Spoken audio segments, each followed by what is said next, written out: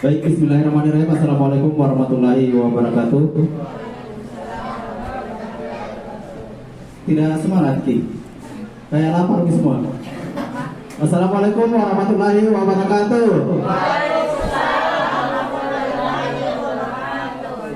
Puji syukur kita panjatkan kehadirat Allah Subhanahu wa taala karena pada siang hari ini kita bisa berkumpul bersama di tempat ini dalam rangka menyaksikan pemaparan teman kita yang sementara mengikuti CGP tentang aksi nyata budaya positif. Salawat dan salam tak lupa kita kirimkan kepada Nabiullah Muhammad sallallahu alaihi wasallam. Allahumma shalli ala sayyidina Muhammad wa ala. Nabi yang menjadi suri teladan, Nabi yang menjadi panutan untuk seluruh umat di muka bumi ini.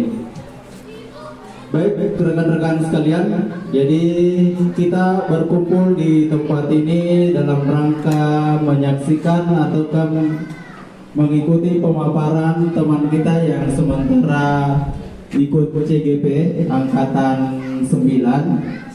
Ini beliau sudah masuk di modul 1.4 tentang budaya positif.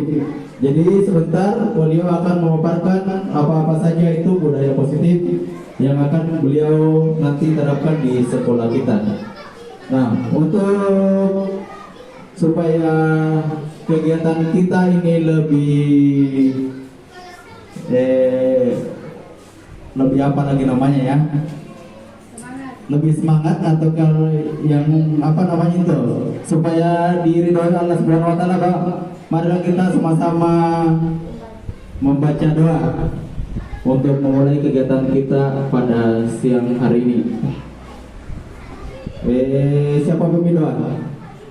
Pak Sabir, silakan.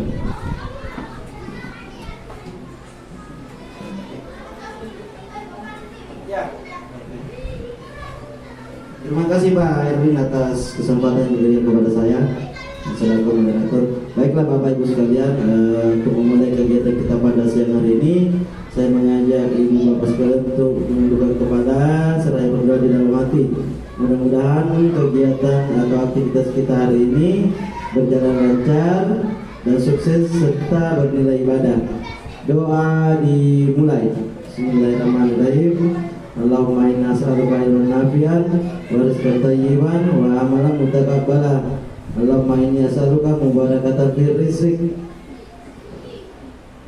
Rabbi ghfirli warhamni wajburni warfani warzuqni wahdini wa'afini.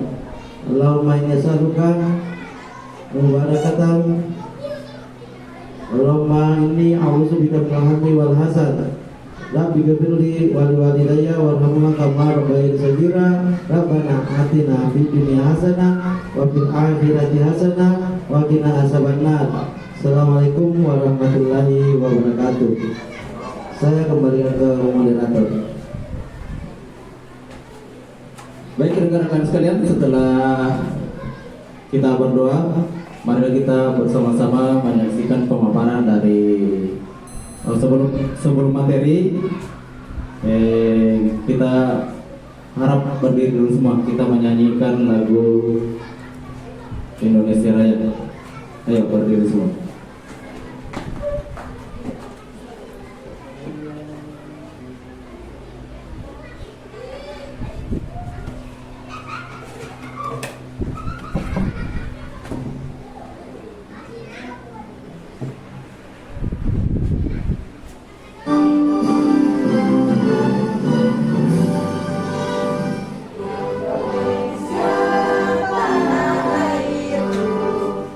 Tanah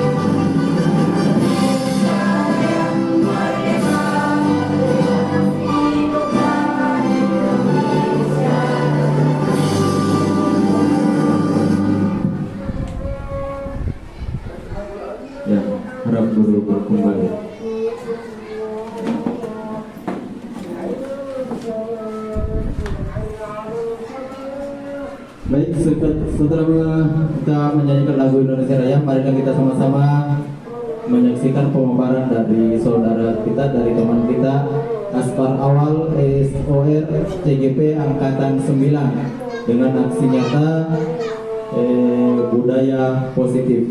Kepada beliau kami persilakan.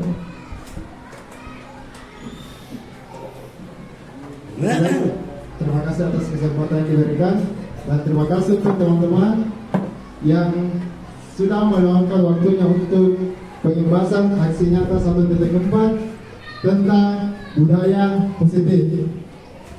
Nah, oke, sebelum kita memulai pengibasan pada hari ini, saya mau melihat teman-teman semua mohon berdiri sejenak untuk melakukan ice breaking. Tapi teman-teman, kita lakukan breaking sebelum pemaparan.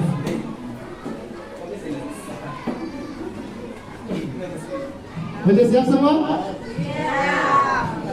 Oke, satu. Jadi di sini ada gerakan tari lagu, dan mungkin sudah biasa kita lakukan di kelas para kurikulum merdeka. Oke, kita coba dulu. Tangan ke atas, menggapai bintang. Tangan ke samping, burung yang terbang. Tangan ke depan, ikan berenang. Kemudian rapi, siap berdoa. Takut-takut tangan diputar. Gulung-gulung, tangan digulung. Ulang melingkar di atas pundak. Kanan, Kiri, atas, bawah, siap berdoa. Satu jari kanan, satu jari kiri. Ulang menjadi dua, dua jembatan panjang, Dua jari kanan, dua jari kiri. gabung menjadi empat. Buat kamera cekrek, Tiga jari kanan, tiga jari kiri. gabung menjadi enam. Buat menara tinggi, Empat jari kanan, empat jari kiri. Gabung menjadi delapan. Buat melingkar rinci. Lima jari kanan, lima jari kiri. gabung menjadi 10. Siap berdoa. Tangan ke atas, menggapai bintang. ayo coba. Tangan ke samping, Burung yang terbang.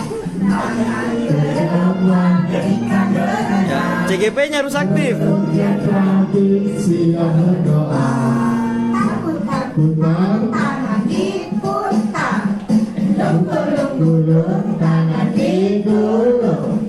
ulang melingkar di atas pundak. Kanan, Kiri, atas, bawah, siap berdoa, satu jari kanan, satu jari kiri. Gabung menjadi dua. buat jembatan panjang. Dua jari kanan, dua jari kiri. Gabung menjadi empat.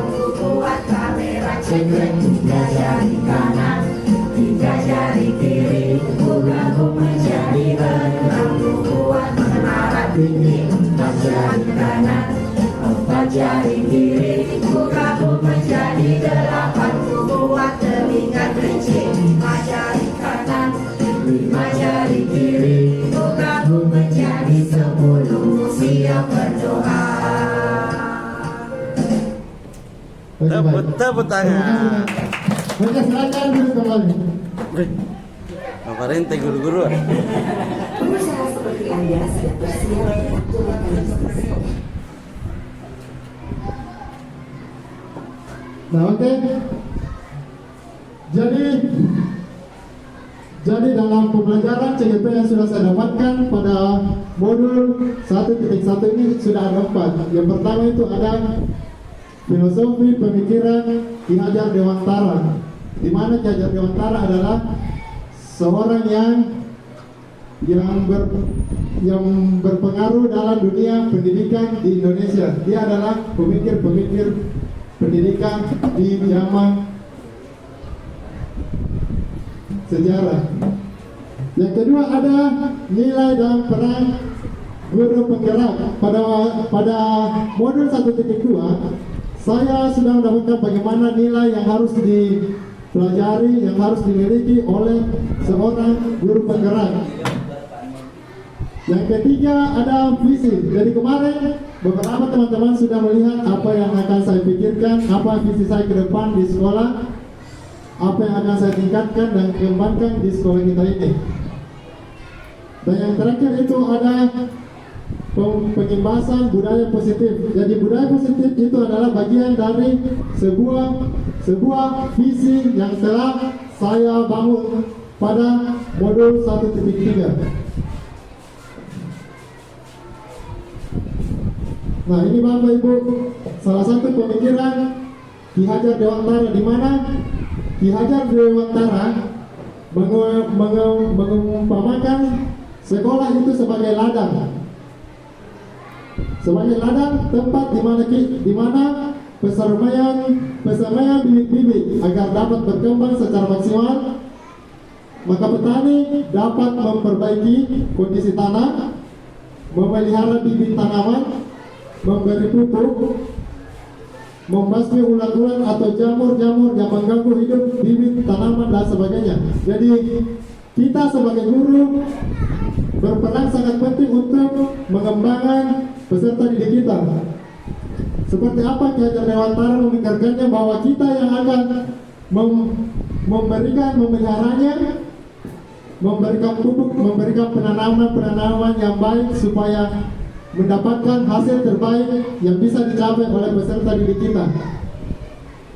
Dan Ki Hajar Dewantara juga berpendapat bahwa kita adalah petani yang harus bagaimana mengerti peserta didik atau menghamba pada anak, apa yang mereka butuhkan, apa yang bisa membuat mereka berkembang untuk lebih baik ke depannya.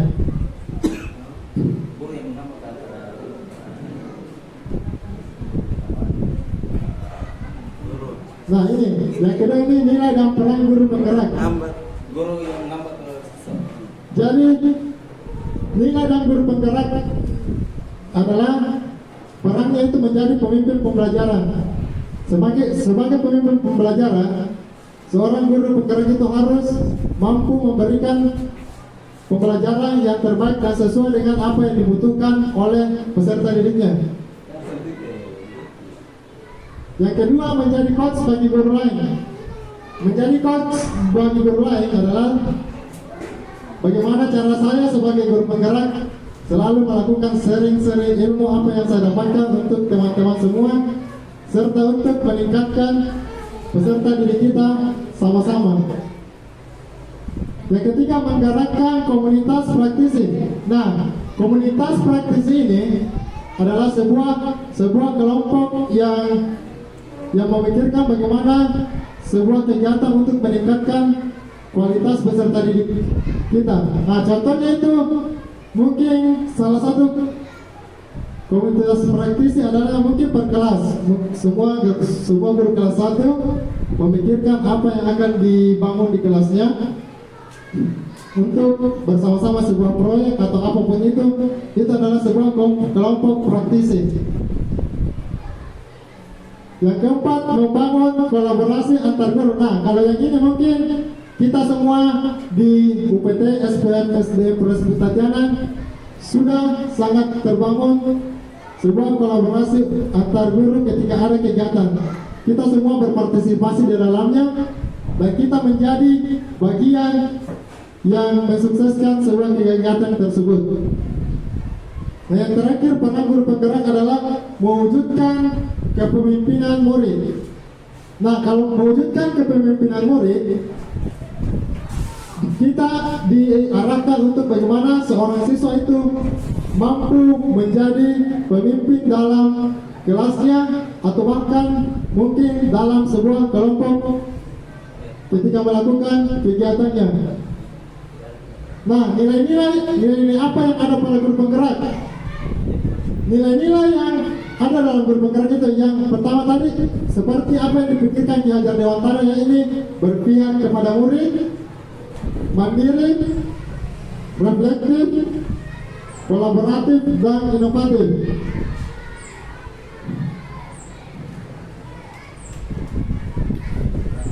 Nah, mungkin Bapak Ibu ini adalah sebuah visi yang saya ingin kembangkan, yang ingin saya bangun di sekolah kita ini, yakni mengelola perubahan yang positif, dapat merumuskan visi yang menggerakkan hati dan kolaborasi dalam mengembangkan profil belajar Pancasila pada murid dengan mendorong budaya sekolah yang merujuk kebiasaan-kebiasaan yang dilakukan di sekolah.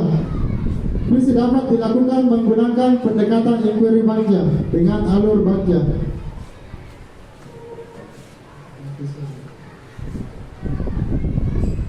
Nah, ini pada keadaan terakhir yang sebenarnya adalah budaya positif, di mana budaya positif itu ada beberapa aspek yang akan dilakukan. Jadi ada perubahan paradigma, penemuan kebutuhan dasar manusia, 5 posisi kontrol, konsep disiplin positif dan teori motivasi, keyakinan kelas, dan segitiga restitusi. Nah, ini semua adalah apa yang akan kita bahas dalam pembelajaran dalam aksi nyata kali ini.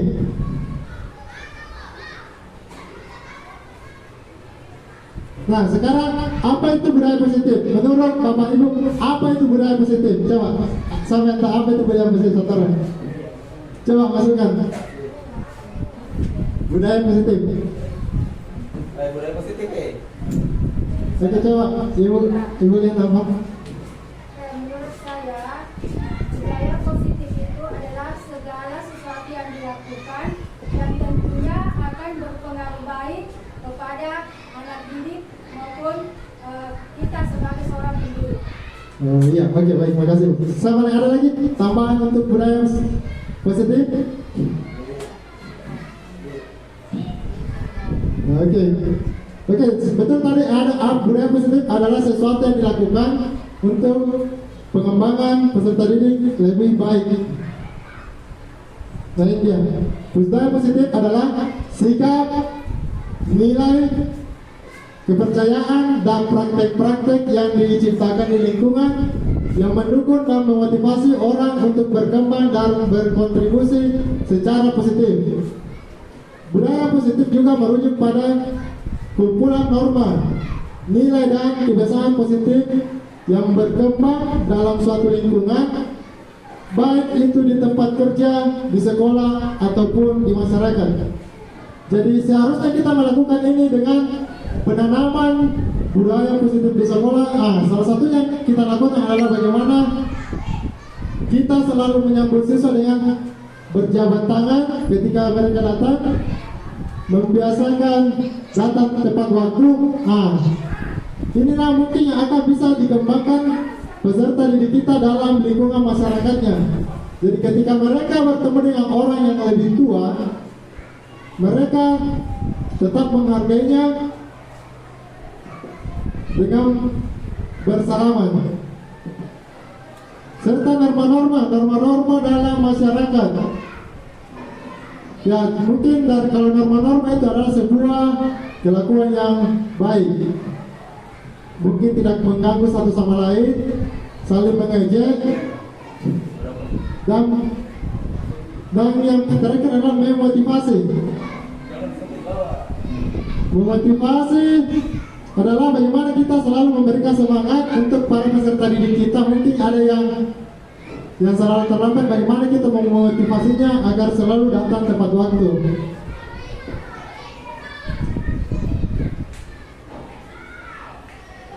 Nah, ini beberapa sikap positif dan perilaku yang dapat didorong. Nah, salah satu yang tadi menghargai orang lain, bekerja sama, menghormati budaya positif. Nah, ini yang menghargai orang lain.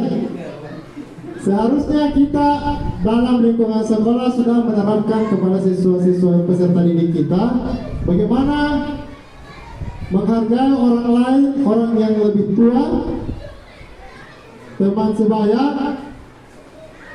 ataupun teman yang lebih muda dari mereka. Jadi sehingga mereka hidup dalam lingkungannya, dalam masyarakatnya, mampu menerapkan itu. Nah, yang kedua, bekerja sama. Kalau ini kayaknya kita sudah melakukannya di setiap kelas kita, karena dalam kurikulum merdeka ada bergotong royong. Jadi pasti kita sudah menerapkan semua dalam sekolah kita. Yang perlu kita tanamkan adalah bagaimana peserta didik kita mampu melakukan itu dalam kesehariannya di luar lingkungan sekolah. Dan ketika menghormati perbedaan,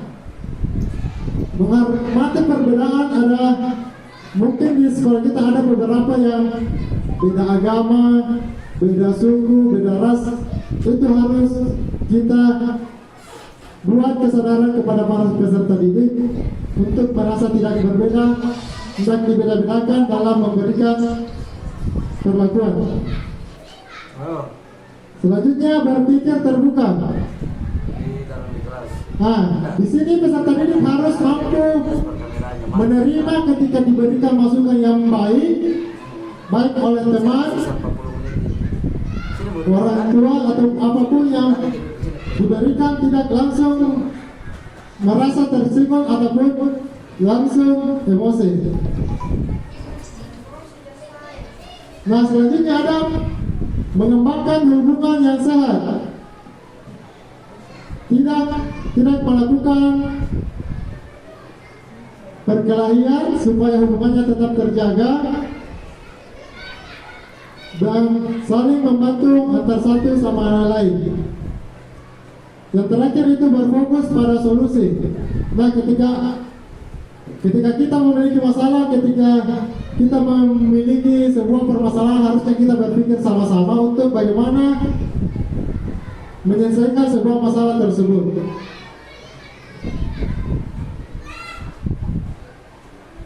Nah, sudahkah kita menerapkan beberapa budaya positif ini dalam lingkungan sekolah kita? Nah, kalau sudah, apa contoh yang telah kita terapkan dalam budaya positif dalam lingkungan sekolah ini? Nah, coba apa salah satu yang? Nah, betul. Ini menyebut siswa sudah sangat baik untuk kita terapkan. Bagaimana peserta didik memberikan salaman agar datang tepat waktu. Nah, ini ada sebuah permasalahan tentang bagaimana kita menerapkan budaya positif ataupun perlakuan kita terhadap sesuatu yang lain. Coba misalnya kita berdua bersama teman di sampingnya, kita memegang sebuah benda yang sangat berharga dalam kepalan tangan. Dan kita perlu menjaga benda tersebut sekuat tenaga, karena begitu pentingnya untuk kehidupan kita. Nah, sedangkan tugas salah satu rekan Anda, bagaimana mereka membujuk, menghardik, menggoda, bahkan menawari Anda dengan uang agar bersedia membuka kepala tangan. Nah, coba lakukan kegiatan dengan teman di samping kita masing-masing. Selama kita coba 1 menit.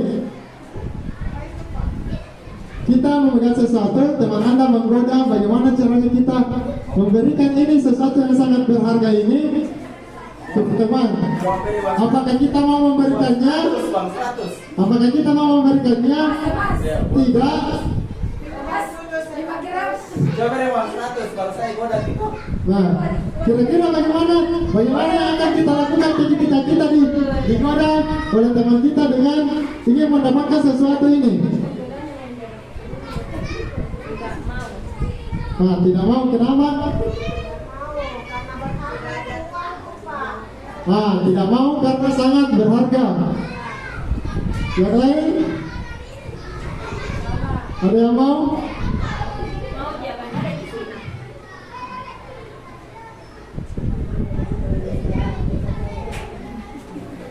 Nah, beberapa dari kita mungkin tidak mau karena memang ini adalah sesuatu yang sangat berharga dan sangat penting untuk kehidupan kita. Cuma beberapa kesempatan terkadang kita mampu berbagi dengan kayak ilmu, mungkin kita mampu sharing, bagi, dan itu yang harus dilakukan ketika itu kepada teman-teman sejawat.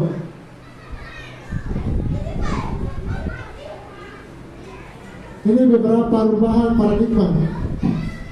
Bagaimana seorang bisa berubah dari paradigma stimulus respon kepada pendekatan terkontrol. Menurut Stephen R. Covey mengatakan bahwa bila kita ingin membuat kemajuan perlahan, sedikit-sedikit, ubahlah sikap atau perilaku Anda. Namun bila ingin memperbaiki cara-cara utama kita, maka kita perlu mengubah kerangka acuan kita. Ubahlah bagaimana Anda melihat dunia, bagaimana Anda berpikir tentang manusia. Ubahlah paradigma Anda, skema pemahaman dan penjelasan aspek-aspek tertentu tentang realitas. Nah, inilah dia sebuah perubahan paradigma menurut Stephen R. Covey untuk mendapatkan stimulus respon.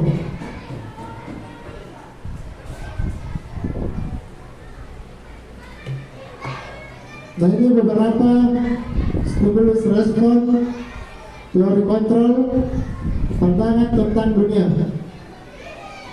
Nah, ini yang pertama, realitas, bagaimana kebutuhan kita sama.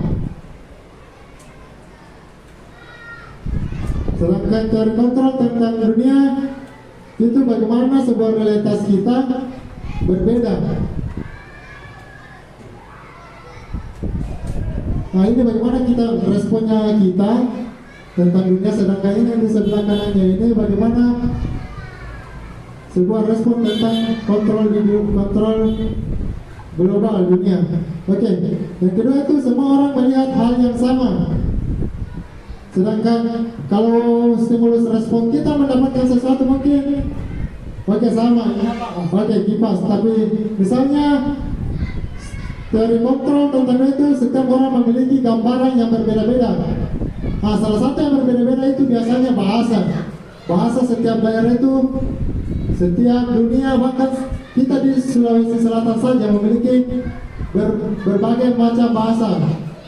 Makassar, Bugis, Toraja, dan lain sebagainya. Oke, dan ketika kita mencoba ubah orang agar berpandangan sama dengan kita, sedangkan dalam kontrol dunia itu kita berusaha memahami pandangan orang lain tentang dunia. Nah, ini kalau contoh ketika ini mungkin salah satunya adalah bagaimana dunia menyikapi sebuah pandemi COVID-19, di mana kita harus benar-benar memahami bagaimana tentang pemahaman orang-orang global yang merasakan itu. Mungkin WHO dalam artian kesehatan ini. Nah, selanjutnya ada perilaku buruk yang dilihat sebagai suatu kesalahan, sebuah perilaku yang memiliki tujuan. Nah, mungkin sesuatu yang kita anggap menjadi sesuatu yang buruk itu adalah sesuatu yang memiliki tujuan. Mungkin seperti dunia game saat ini, mungkin Mobile Legends yang mungkin melihat anak atau tetangga kita yang bermain sampai beberapa jam larut malam, sedangkan dunia melihat itu adalah sebuah permainan yang memiliki tujuan global, event internasional, bahkan sampai saat ini kayaknya sudah ada e-sport untuk permainan tersebut. Nah, yang selanjutnya itu orang bisa mengontrol kita, dan hanya Anda yang bisa. Nah, kalau yang ini mungkin dalam lingkup sekolah kita, mungkin kita masih dalam kontrol kegiatan-kegiatan sekolah, dalam hal ini kepala sekolah. Sedangkan kita melihat dunia itu, kita mampu mengambil, menggunakan ataupun menolak tidak menggunakannya, seperti teknologi-teknologi, link-link web, kita bebas untuk memilihnya. Kita yang mengontrol diri kita sendiri untuk membuka atau menggunakan aplikasi atau teknologi yang ingin kita gunakan. Nah, selanjutnya ada pemaksaan pada saat rujukan gagal. Dunia melihatnya itu sebagai sebuah kolaborasi dan konsensus menciptakan pilihan-pilihan baru. Dalam sebuah kolaborasi, terkadang kita harus membuka berbagai macam media, berbagai web, untuk mendapatkan sebuah kolaborasi dan menciptakan pemikiran-pemikiran baru. Yang terakhir ada model berpikir menang atau kalah. Sedangkan dunia melihat kita harusnya berpikir menang, menang, dan menang. Nah, kalau seperti ini mungkin dalam lingkungan mengajar saya, terkadang saya menanamkan anak-anak bahwa sebuah kegiatan permainan yang dilakukan dalam lapangan itu tidak perlu memikirkan menangnya, kalahnya. Intinya sebuah gerakan itu benar dan cocok sesuai dengan apa yang telah diajarkan. Sedangkan dunia mau setiap apa yang kita lakukan itu maksimal, melebihi batasnya, melewati dan mencapai sebuah kemenangan ke depan.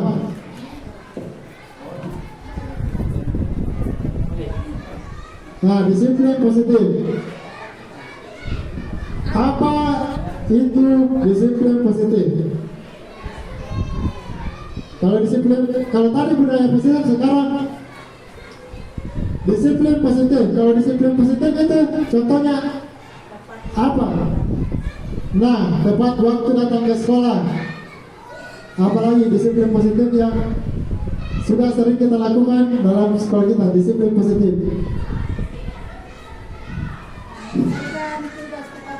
Menyelesaikan tugas dengan tepat waktu. Pulang mengajar tepat waktu. Nah, Datang mengajar tepat waktu. datang mengajar tepat waktu. Datang terlambat pulang cepat. Dan pulang sesuai jadwal. Nah, itu beberapa contoh disiplin positif yang sudah dan telah kita lakukan. Nah, ini kebanyakan orang akan menghubungkan kata disiplin dengan tata tertib, teratur, dan kepatuhan pada peraturan. Kata disiplin juga sering dihubungkan dengan hukuman, padahal itu sungguh berbeda. Karena belajar tentang disiplin positif tidak harus dengan memberikan hukuman. Justru itu adalah salah satu alternatif, dan kalau perlu digunakan, tidak perlu digunakan sama sekali.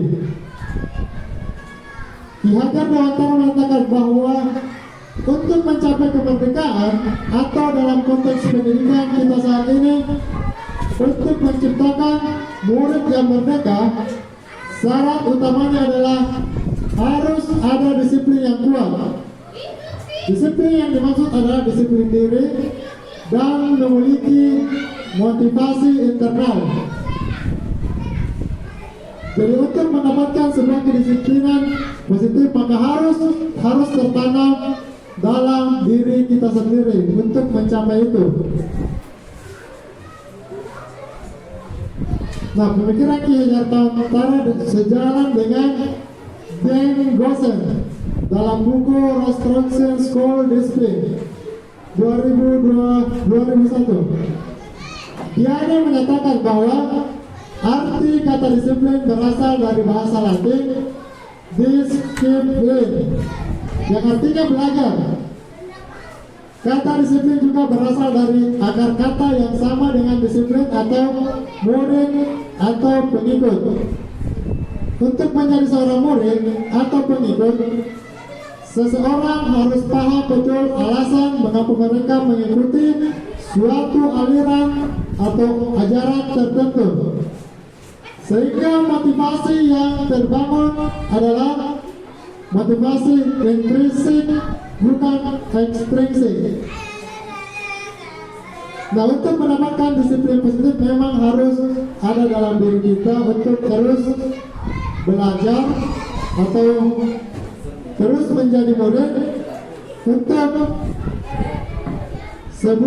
mengikuti sesuatu hal yang baik tersebut.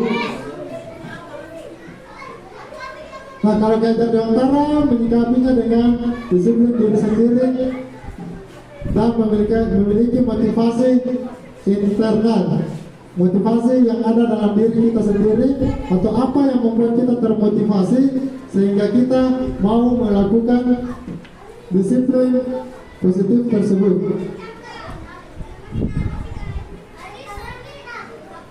Motivasi perilaku manusia. Apa salah satu perilaku positif motivasi positif manusia adalah alasan kita datang tepat waktu ke sekolah. Nah, apa alasan salah satu alasan dalam diri kita, semangat kita hingga mau datang tepat waktu ke sekolah? Memberikan contoh yang baik pada peserta didik kita. Nah, sebagai contoh untuk peserta didik datang tepat waktu, apa lagi? Nah, memberikan contoh kepada siswa. Nah, tanggung jawab pekerjaan. Sudah menjadi kebiasaan.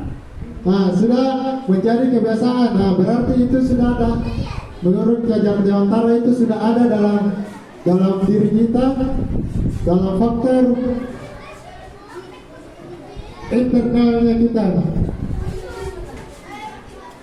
Nah, ini 3 motivasi perilaku manusia. Jadi untuk mendapatkan disiplin positif, terkadang ada perilaku yang mampu memotivasi itu. Yang pertama adalah untuk menghindari ketidaknyamanan atau hukuman, adalah tingkat terendah dari motivasi perilaku manusia. Yang kedua, untuk mendapatkan imbalan atau penghargaan dari orang lain. Yang ketiga, untuk menjadi orang yang mereka inginkan dan menghargai diri sendiri dengan nilai-nilai yang mereka percaya. Kalau yang pertama ini adalah bagaimana kita lari dari sebuah permasalahan. Ketika kita merasa tidak nyaman, kita meninggalkan sesuatu yang tidak nyaman ini ke tempat yang lebih nyaman menurut kita. Dan itu adalah salah satu motivasi terendah untuk sebuah perilaku manusia. Yang kedua itu adalah mendapatkan imbalan. Ketika kita mendapatkan sesuatu dari orang lain, kita dapat berubah perspektif untuk berbelok, mengikuti seseorang yang memberikan kita imbalan ataupun penghargaan tersebut. Nah, yang seharusnya kita lakukan sebagai motivasi untuk lebih baik adalah menjadi orang yang menghargai diri sendiri dengan nilai-nilai yang kita percayai. Jadi ketika kita percaya bahwa datang tepat waktu adalah sesuatu yang harus memang saya lakukan, meskipun ada imbalan, penghargaan dari orang lain, itu tidak akan mengubah pemikiran kita, tingkah laku kita dalam berperilaku. Atau mungkin kita merasa tidak nyaman dengan komentar orang lain dengan perbedaan pendapat sehingga kita berbelok, itu adalah hal yang paling rendah dalam sebuah motivasi. Jadi kita harus memang lebih menghargai diri sendiri dengan nilai-nilai apa yang kita pahami sendiri.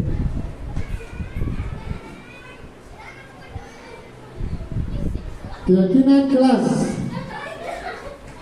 Mengapa kita harus memiliki peraturan tentang penggunaan helm saat mengendarai roda dua? Ini adalah sebuah keyakinan yang mungkin tidak secara umum kita ketahui, tapi harus kita lakukan. Kenapa kita harus menggunakan helm? Karena aturan kepolisian. Nah, pelindung kepala untuk keamanan keselamatan.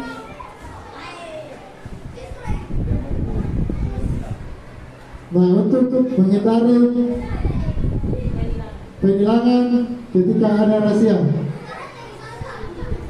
Nah, yang kedua itu kenapa kita memiliki peraturan tentang penggunaan masker dan mencuci tangan setiap saat. Nah, kita semua paham bagaimana pandemi membuat kita harus lebih aktif penggunaan masker dan mencuci tangan tanpa harus ada sebuah aturan yang mengikat. Kita hanya yakin bahwa menggunakan masker dan cuci tangan itu mampu menghindarkan kita dari sebuah perilaku, sebuah kesehatan COVID-19.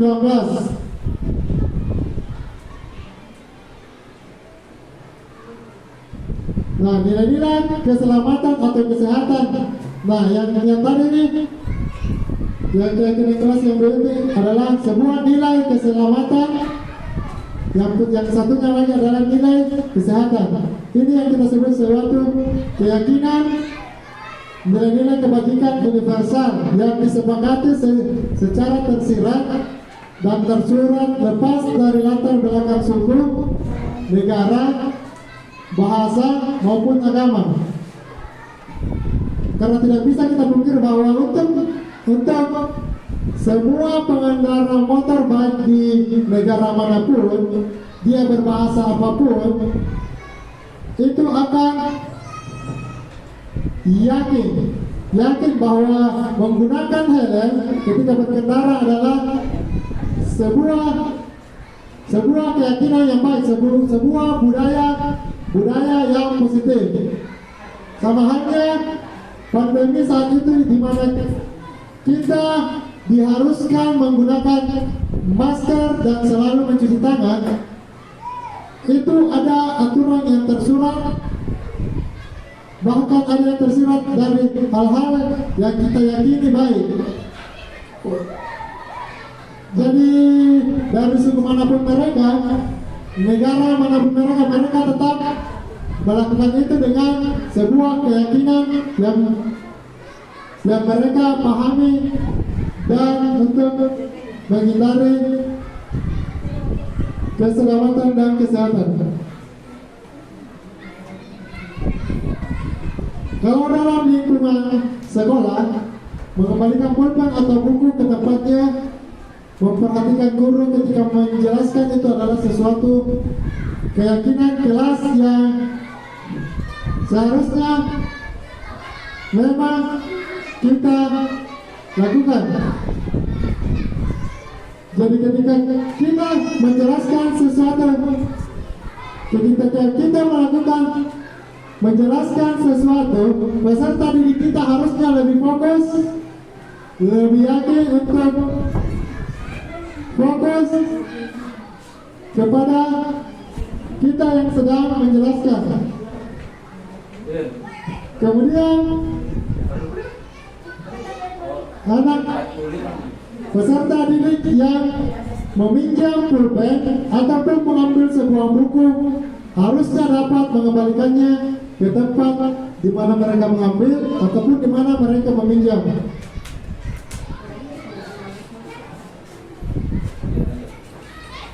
Nah, contohnya dalam sebuah pembelajaran kelompok di mana kita harus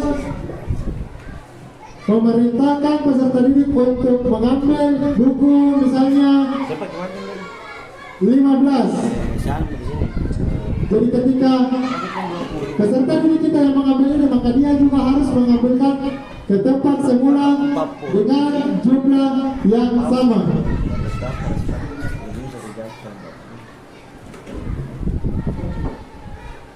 Ini dasar manusia. Nah, dan selanjutnya ini adalah 5 kebutuhan dasar manusia. Yang pertama itu bertahan hidup atau survive. Bagaimana kita mampu menyesuaikan diri dalam lingkungan kita, mampu menyelesaikan masalah-masalah yang kita hadapi dalam kehidupan. Yang kedua itu kasih sayang dan rasa diterima. Kekuasaan, kebebasan dan kesenangan, ini adalah 5 kebutuhan dasar yang mungkin kita semua inginkan, dapatkan.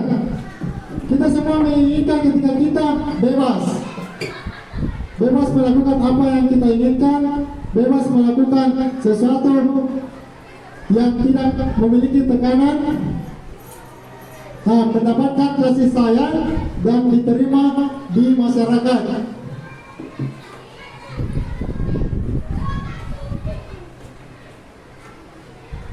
Nah, ini ada sebuah studi kasus di mana Ibu Mia, wali kelas 8A, sedang bingung menghadapi ulah salah satu murid di kelasnya. Beberapa anak telah mengeluhkan bahwa Ahmad sering mengeluarkan kata-kata yang kotor. Jika Anda menghadapi situasi seperti ini, Ibu Mia, apa yang akan Anda lakukan? Kira-kira apa alasan Ahmad melakukan hal tersebut? Nah, apa yang akan kita lakukan ketika ada salah seorang peserta didik di ruangan yang selalu mengeluarkan kata-kata kotor? Kira-kira apa yang akan kita lakukan? Menasehati. Kira-kira apa alasan yang mungkin dilakukan oleh anak tersebut sehingga mengeluarkan bahasa yang kotor tersebut? Nah, emosi dan sebuah kebiasaan yang tertanam dalam lingkungan di sekitarnya.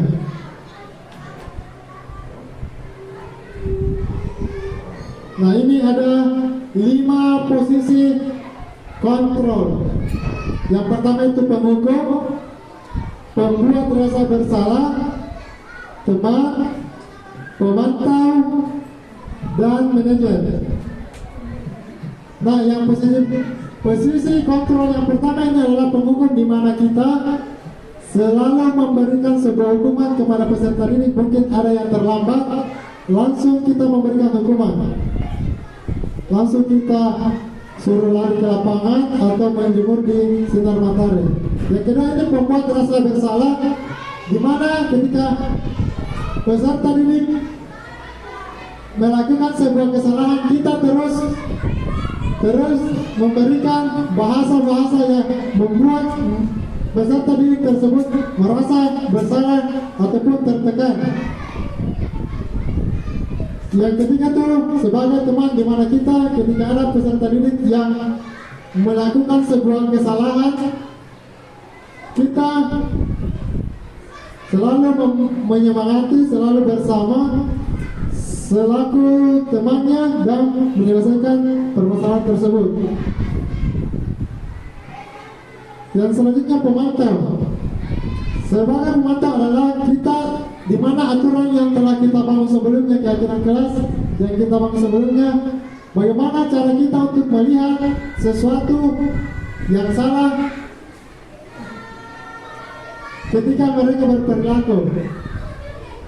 Jadi misalnya kita sudah membuat kesepakatan kelas Nah, kita hanya cukup melihat atau beberapa dari kita melihat, anak-anak ini melanggar aturan di mana dia tidak memakai baju olahraga ketika jam pelajaran olahraga. Nah, ini adalah sebuah tugas guru sebagai pemantau. Yang terakhir adalah sebagai manajer. Posisi kontrol kita sebagai manajer adalah bagaimana kita membuat dan menerapkan aturan tersebut kepada seluruh teman-teman sejawat, peserta didik, serta semua yang ada dalam lingkungan sekolah, masyarakat sekolah. Jadi kita sebagai manajer adalah seorang yang membuat aturan tersebut dan dapat dilakukan dan dilaksanakan oleh semua yang ada dalam lingkungan sekolah.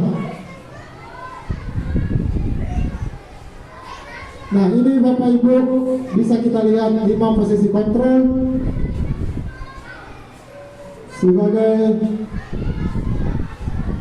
ada motivasi, identitas gagal, keberhasilannya, dan bagaimana untuk sukses.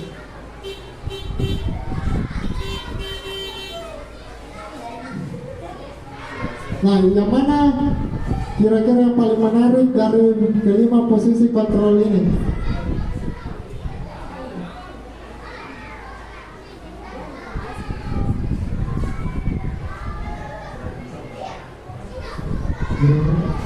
Nah, ini yang terakhir ada segitiga restitusi. Segitiga restitusi adalah bagaimana kita menciptakan sebuah kondisi bagi murid untuk memperbaiki kesalahan mereka sehingga bisa kembali pada kelompok mereka dengan karakter yang lebih kuat. Segitiga restitusi ini dilakukan dengan bagaimana kita menanamkan budaya dan disiplin positif itu kepada anak-anak tanpa adanya hukuman, tanpa adanya tekanan, dan mereka mampu kembali kepada kelompoknya, kembali kepada kelasnya dengan situasi yang lebih baik. Jadi mereka menyadari bahwa mereka memang melakukan sebuah kesalahan tanpa harus kita hukum, tanpa harus kita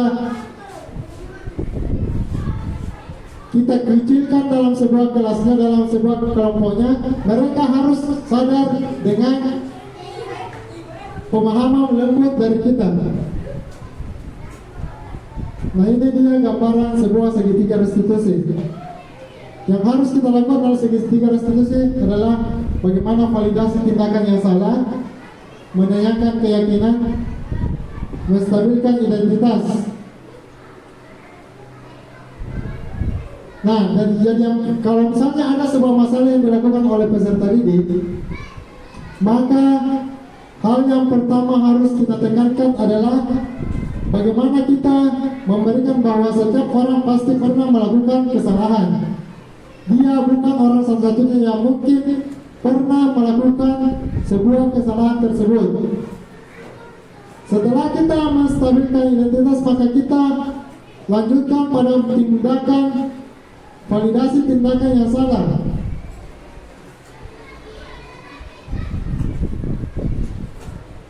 Bagaimana dengan alasan mereka melakukannya? Misalnya mereka terlambat, kita harus menyadari bahwa kenapa alasan mereka sehingga mereka mampu melakukan hal tersebut.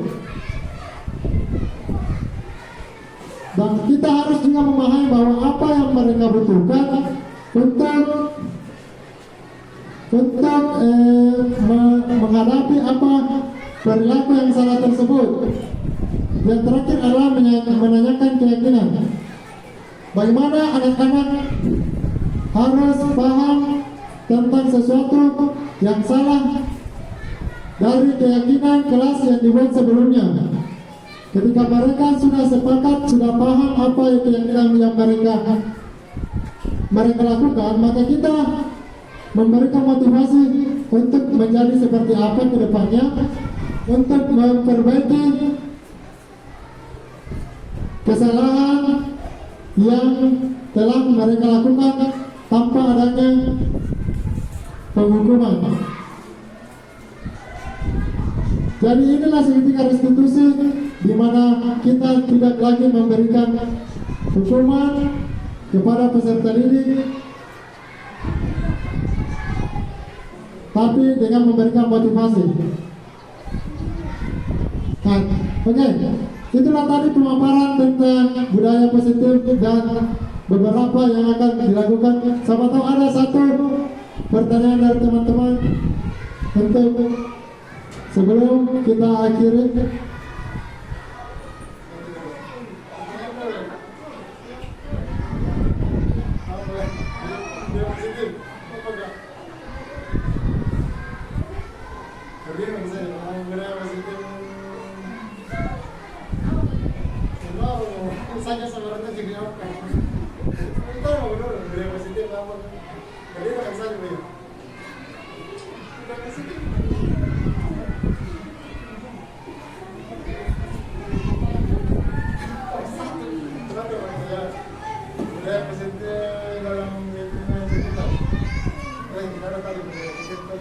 Apa itu budaya positif dalam lingkungan sekitar?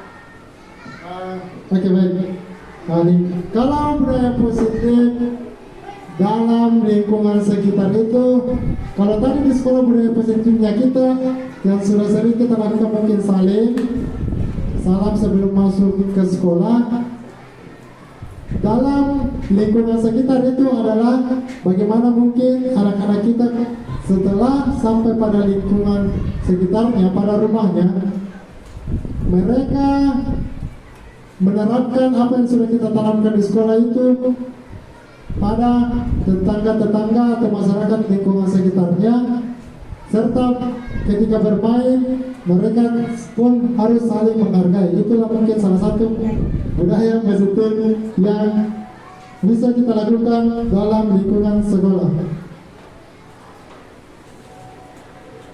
Nah, terima kasih untuk Bapak Ibu yang telah menyempatkan waktunya untuk presentasi modul 1.4 budaya positif. Salam guru penggerak, tergerak, bergerak dan menggerakkan. Oke, terima kasih. Wabillahi taufiq wal hidayah. Wassalamualaikum warahmatullahi wabarakatuh. Waalaikumsalam warahmatullahi wabarakatuh. Oke, baik teman-teman sekalian, itulah tadi pemaparan dari teman kita, dari rekan kita, Saudara Aspar Awal SOR, sebagai bentuk pengimbasan tentang budaya positif, di mana slogannya itu guru penggerak, bergerak, tergerak, dan menggerakkan. Mudah-mudahan dengan beliau mengikuti guru penggerak, beliau bisa menggerakkan kita-kita semua ini supaya juga ikut di guru penggerak di angkatan berikutnya. Ya, kemarin Ibu Kartini sempat saya daftarkan, tapi Nabi bilang belum Pak siap. Jadi Bu daftarkan aja saja dulu, paling tidak beliau sudah ada yang memotivasi. Jadi teman-teman yang saat ini yang sudah mendaftar itu ada beberapa orang, ada 4 orang atau 5 orang ya. 4 orang kayaknya, 5 Ibu Satin. Ya, Ibu Satin, Ibu Ani, Ibu Nining, saya sama Ibu Wiwi, ada juga Panca, berarti 6 orang. Mudah-mudahan di antara 6 orang itu juga bisa menyusul mengikuti jejaknya Pak Aspar di angkatan 11. Jadi teman-teman ini nanti kalau ada angkatan 2-nya, karena kayaknya ini baru angkatan 1 di angkatan 11. Untuk tahap 1 ini baru. Jadi mungkin siapa tahu nanti ada tahap 2-nya. Teman-teman ini yang belum mendaftar bolehlah kita sama-sama daftar. Siapa tahu besok lusa ada teman-teman yang bisa menggantikan kepala sekolah ke depan. Oke. Jadi mudah-mudahan apa yang disampaikan oleh teman kita, Saudara Aspar, bisa memotivasi kita untuk selalu berbuat baik, untuk melakukan budaya-budaya positif di sekolah kita. Sekian dari kami. Billahi fisabilillah, wastabiqul khairat. Wassalamualaikum warahmatullahi wabarakatuh.